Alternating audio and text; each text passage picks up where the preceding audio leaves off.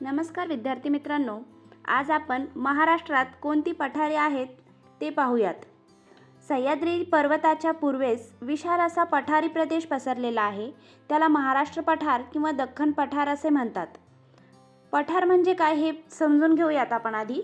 पठार म्हणजे जमिनीवरचा असा भाग जो आजूबाजूच्या भागापेक्षा बराच जास्त उंच असतो. याची उंची 300 ते 1000 मीटरपर्यंत असू शकते, परंतु त्याचा वरचा भाग हा पर्वतासारखा टोकदार नसून सपाट किंवा सखल असतो.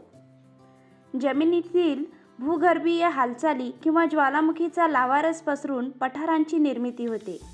महाराष्ट्रात दख्खनच्या पठारी प्रदेशातील डोंगररांगावर काही भागात लहान लहान स्थानिक पठारे तयार झाली आहेत.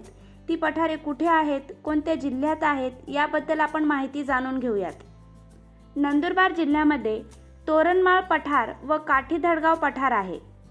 अमरावती जिल्ह्यामध्ये गाविलगड पठार आहे. वर्धा जिल्ह्यात तळेगाव पठार व आर्वी पठार आहे. बुलढाणा जिल्ह्यामध्ये बुलढाणा पठार आहे, तर नाशिक जिल्ह्यामध्ये मालेगाव पठार आहे.